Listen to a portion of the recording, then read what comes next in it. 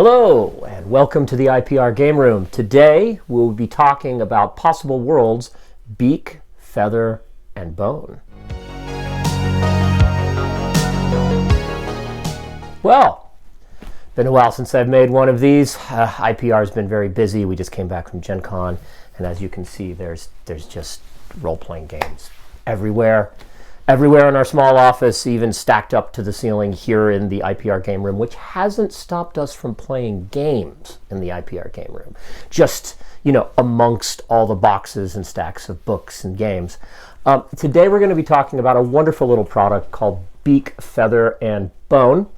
It is published by Possible Worlds Games and was written by Tyler Crumreen.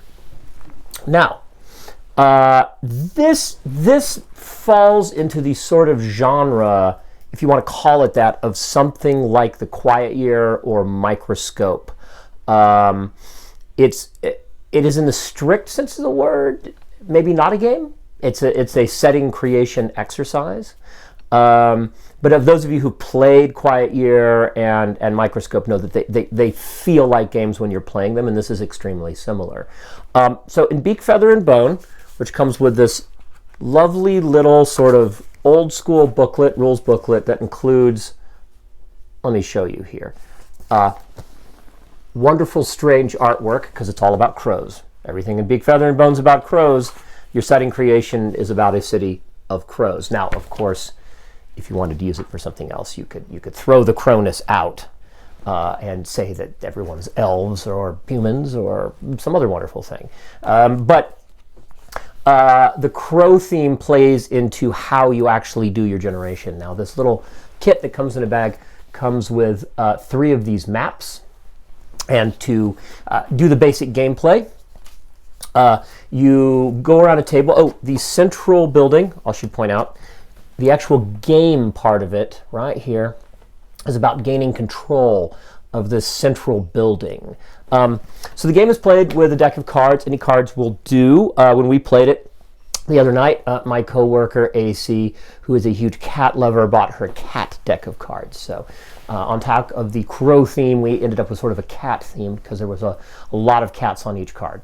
And it also led to an interesting talk from AC about what are and are not actual cat breeds on the cards. Apparently, the cat layman, believes that there's a lot of breeds that aren't really breeds, but the cat expert knows differently. In any case, you play the game in a series of rounds under which you answer 3 questions about each location you select: the beak, the feather, and the bone. Right? Each one of these poses a different question about what the location is like. And each one of you players selects a different color. And as you go through, we went ahead and didn't use the little lovely cardboard inserts, though they're pretty nice, and you certainly could. We printed one out from the PDF. But you go through coloring to your own color and numbering each location as you describe its exterior and interior using the Beak, Feather, and Bone process. Also, the type of card you select also determines what the relevance of the location is, whether it's about commerce, whether it's about something that happened in the past or the future, and so on. The suit of the card determines that.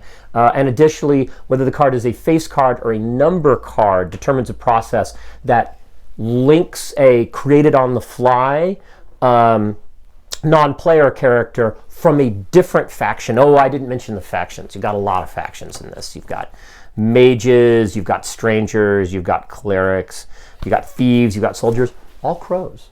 See right here? All crows. It causes you to create a situation for the location if you draw a face card involving another player's faction in that location.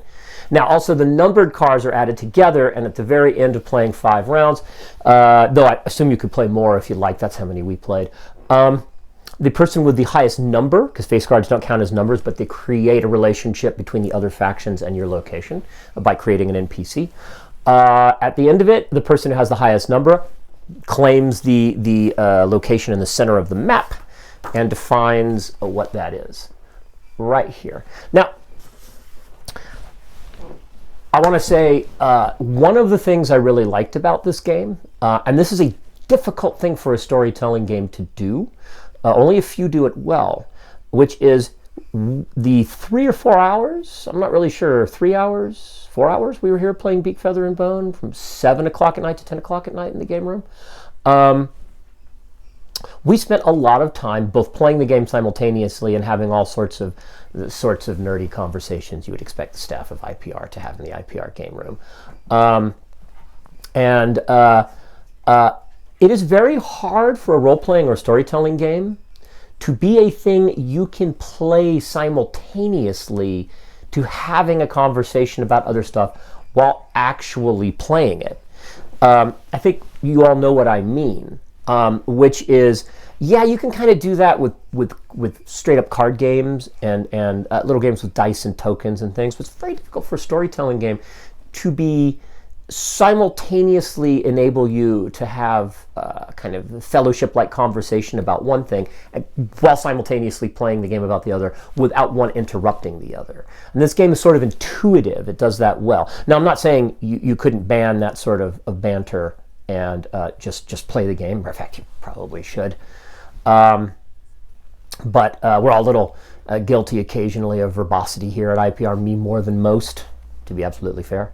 But you can do that with this game, and that's a wonderful quality, especially if part of your social life are role-playing and storytelling games, part of the way that you go out of your home and you interact with others and play with and spend time with others. If a lot of that is dependent on these sorts of games, whether in on the internet or in real life, as it is for me, a lot of my social life's tied up in such things. I think that's kind of wonderful. It's kind of a unique positive quality that Beak, Feather, and Bone has. So,